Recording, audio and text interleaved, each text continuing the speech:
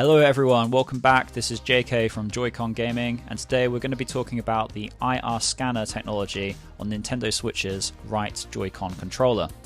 We'll be speculating about whether Nintendo will continue to use this technology on its successor hardware in the future, and we'll also look at the wasted potential this feature has on the existing Nintendo Switch. So sit back, relax, and let's get into it.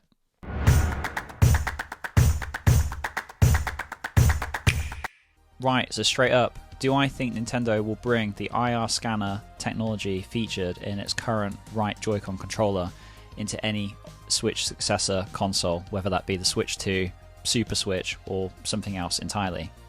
The answer to that is a resounding no. And it's not because I don't think that this feature is really cool. It's just that out of the thousands of games that have released on the Switch, literally thousands, it's estimated that only around 20 actually use this technology.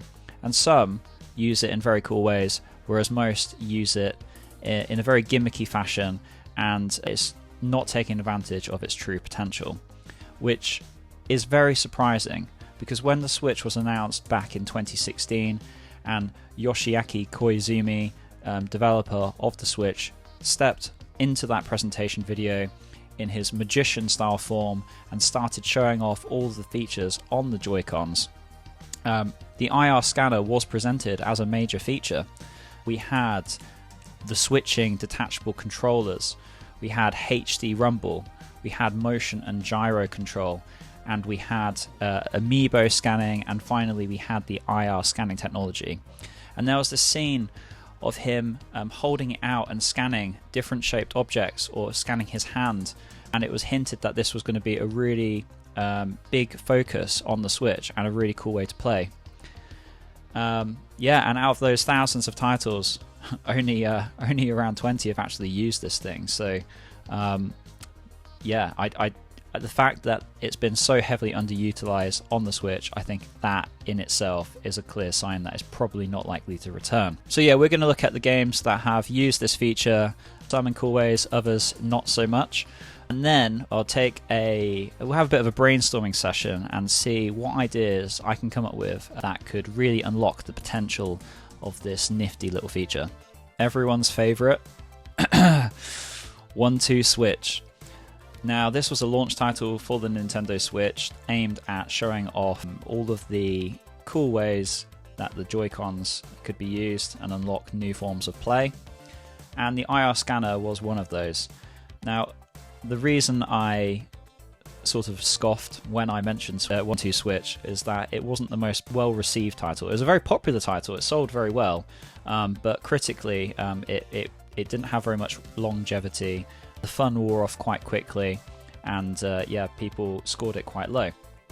But there was this one game that involved eating a sandwich, where you would open and close your mouth and hold the Joy-Con in front of it, and the scanner would recognize your mouth opening and closing, and you would use that to eat a sandwich as fast as you could, which was pretty entertaining, to be fair, but a very gimmicky use of the IR scanner nonetheless. They didn't use it anywhere else within that game, I don't believe. If I'm wrong, please correct me. But yeah, quite surprising considering that game showed off how you could use the Joy-Cons in so many other ways. Dr. Kawashima's brain training on the Nintendo Switch uses the IR scanner in a little bit more of an interesting way. The first one is rock, paper, scissors. Everyone knows how to play that. Instead of choosing rock, paper, or scissors on a physical controller, you hold up your hand and show either rock, paper, or scissors there. It scans it, and that will be the input for the game. Another one is using the scanner for different calculations. So it will flash different sums up on the screen. You answer by holding up the correct number of fingers in front of the scanner. It will register that, and that will be the input. And it's got a similar game, but based on object counting, so you have to quickly count the number of objects that are moving around on the screen, hold up the correct answer, scan it, and there you go. Although it's not particularly deep, I do think that's a pretty cool implementation, and I like it nonetheless. Ring Fit Adventure uses the IR scanner in a frankly ingenious way. So at the end of completing a workout session, you reach your end goal. The game will ask you to measure your heart rate by holding your thumb over the top of the infrared scanner, and it will read your pulse and display that in the game and register it. And it's just such a cool implementation. It's so easy to forget that this thing exists, but at the end of your workout, it reminds you, you pop your thumb over it, it works really well. And a number of other channels have actually done some tests to see how accurate it is. And it's not perfect, but it's not bad. And to have that included and see how your fitness is improving over time, it's just bloody brilliant. Next, we have Nintendo's cardboard magic game, Nintendo Labo. Now, Nintendo Labo had, on one of the kits, it had this little bug-type car, which you could slot the Joy-Cons into, and they would vibrate and move it along. So you'd actually control it using the sort of the touchscreen part of the Switch. The Joy-Cons would be attached to this little bug. The Joy-Cons would vibrate using the HD Rumble, and it would move along, and you could maneuver it however you wished. And if that wasn't cool enough already, because the right Joy-Con features an IR scanner, you could open up a little screen on the touchscreen of the Switch, and you could get an infrared view of where that little bug was going. So if you put obstacles in the way, you could see them. If you put different targets in front of it, it could detect those and move the bug car towards them as well. So that was absolutely frankly genius. Game Builder Garage kind of used a lot of the same assets and ideas from Labo, enabled you to have full access to a lot of the controls of the Switch to develop your own games. And it did have some modes where you could actually take advantage of the IR scanner input on the Joy-Con controller to make your own games. And there's a really good video by a YouTube channel called Loop and Snoop that give a tutorial on how to do this, and they made a quite entertaining mini game of milking a cow using the Joy-Con IR scanner using a proximity sensor, so it could detect how far away it was from the surface of a table and use that input to simulate milking a cow, which I thought was quite funny. I've not seen many other uses of it, but I'm sure there are many out there because, you know, being in Game Builder Garage, it's completely open to the public, so if people have got a good idea, I'm sure they can use it in a creative way. Yeah, so that's it. Out of all of Nintendo's titles that they've brought on the Switch, I believe that is the sum total of games that use the IR scanner technology in some way, which is quite frankly pathetic considering how many titles Nintendo's brought out and how much of a big deal they made about this technology when they unveiled the Switch. Now, there are a couple of third-party games that also use the IR scanner, most notably Resident Evil Revelations and LA Noire. They use it as a gun reloading mechanic, so when your gun runs out, you slap a cartridge in by doing this motion on the controller, it registers it, and then your gun is reloaded. And then there are smaller shovelware titles that use it in some way. The one that comes to mind is a game called Spy Alarm, that Woodhawker from Beat 'em Ups did quite an entertaining video jokingly showcasing the game. The premise of the game is basically your Switch is an alarm, the Joy-Con is the motion detector, you hide it somewhere in your room or around your house, and when someone walks past, it trips the alarm and sets it off on your Switch. It didn't work particularly well, but I think if you were a kid and the game's on sale, it could be a bit of fun.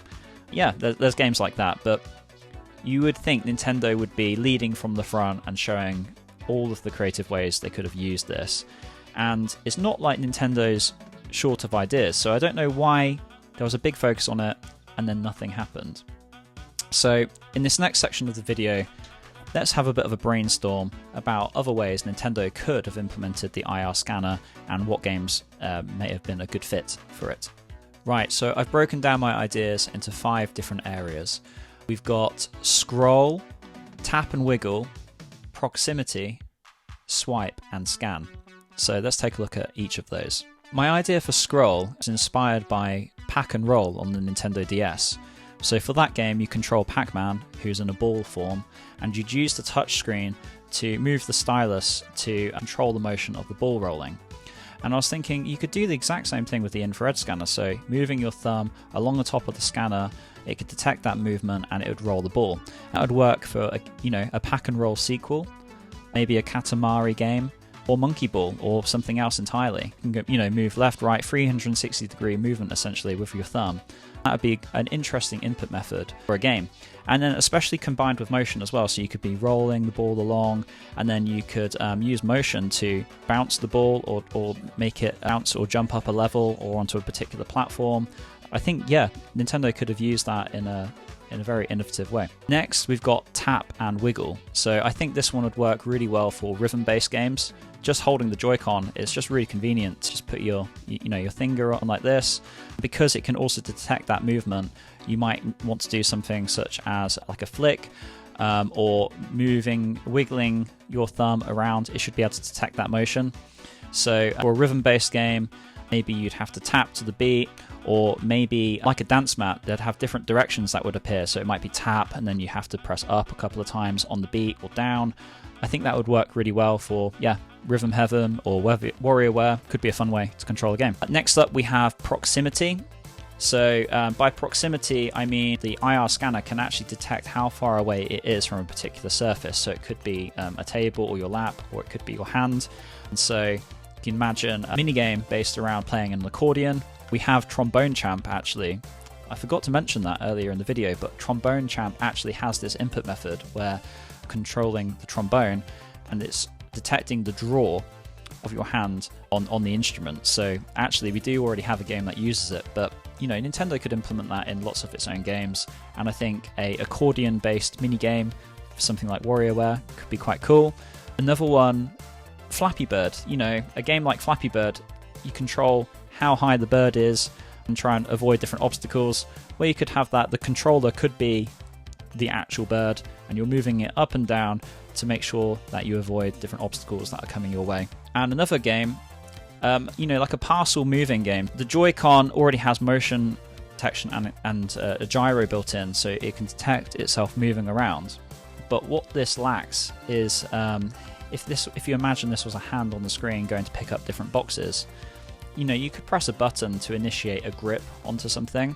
But I think what would be a lot nicer is having your hand control the grip or pair of hands with the scanner. So if you imagine moving the controllers along to pick up a box, you then move your hand so it's the right width apart to grip onto the object, moving it to where it needs to be, and then moving apart to release the object. I think that could be quite fun. I mean, it's quite difficult to explain. Hopefully you can understand or picture in your mind's eye where I'm going with this. But yeah, you could be moving forwards and backwards, gripping onto things, dropping them into different holes, like a sorting game. I think that could be quite a lot of fun. Next up, we've got Swipe. On the Nintendo Land game, there was a shuriken-based game where different things would pop up, like targets, and you would have to swipe on the Wii U's touchpad to throw the shuriken at the different targets. You could do the exact same thing as this. So you aim with the Joy-Con motion controller, and then you swipe your hand along the top of the infrared scanner to throw the shurikens. And you could do the exact same thing with, if anyone's played The Wind Waker, if you remember on Rito Island, there was a mail sorting game where they'd have different patterns on different envelopes, and they would correspond with different boxes that you would need to fling the mail into to sort it. Well, you could do that exact same minigame with this. So you aim with the motion controls, and then you flick to your hand along the top of the scanner to throw the envelope into the correct box. Now that would be awesome. And finally, we have Scan. So the scanning feature has been used on Ring Fit Adventure. It has actually also been used, I believe, in Japan only. There's a game called Ninjala, which is a third-person sort of beat-em-up game involving... They're a little bit like Squid Kids, but they're not squids, they're just kids, and they've got bats and basically brawling with each other in an arcadey style environment. Well, anyway, that game had some playing cards that had QR codes on them that you could scan using this to get more unlockables. I also think the scanner could be used in some form of gameplay. So if there was a game, a physical game, where you'd buy it and it would come with a collection of different objects with different codes on them, you know, different shapes, 3D objects and things like that. Aim of the game would be you go into different teams, each team hides their rival team's objects around a room or a house.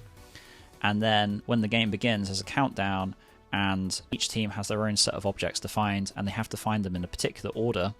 And there's a timer, so the timer's going down, and people are just running around frantically looking for the objects to scan them with the Joy-Con and beat the other teams.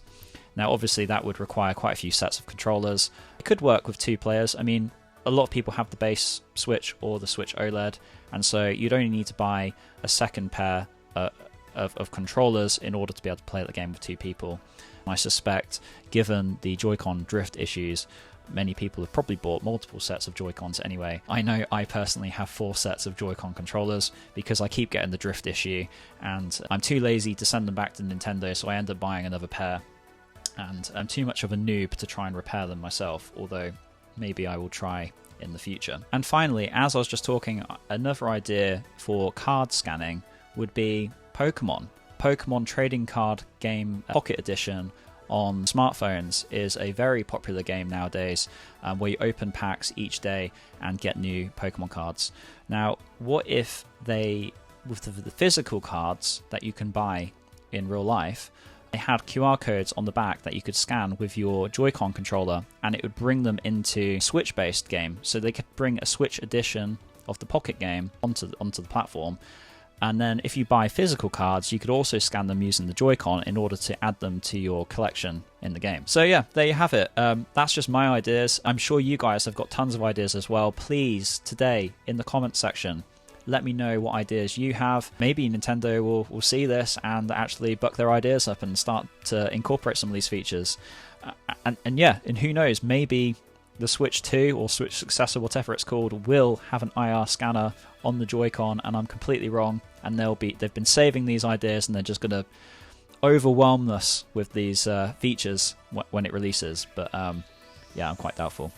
Right then, now it's time for our community section, where we celebrate our growing community of Nintendo enthusiasts on X, Facebook, Instagram, YouTube, and more.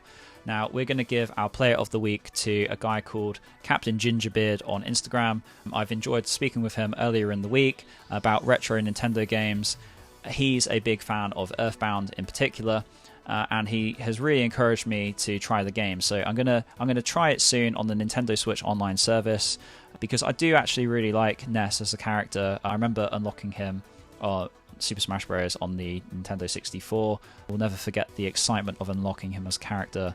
And yeah, I think it's about time that I actually experienced the game that he comes from. And our fan art of the week goes to another artist on Instagram called Tigerchild.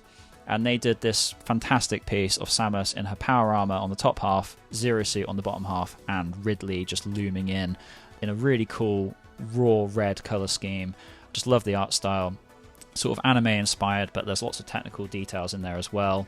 So yeah, I'll put the link to their Instagram channel in the description if you want to check out the rest of their artwork. So big thanks to those two. Keep it up. So that wraps up our second ever video. Hope you enjoyed it. I certainly had a lot of fun coming up with lots of ideas of how Nintendo could have used this feature within their games. I'm sure you guys have got lots of ideas of your own, so please let me know in the comments below. I really want to hear your ideas. Like genuinely, I'm curious as to what you guys could come up with. Please hit that like button and subscribe to the channel. We're at the beginning of our YouTube journey, so all of the subscribers make a massive impact in terms of our engagement and helping more people discover the channel at this stage. We're aiming to hit our first milestone, which will be 100 subscribers. So yeah, please support us on our journey. My name's JK. This has been Joy-Con Gaming, and I'll see you in the next video. Until then, keep sharing the joy.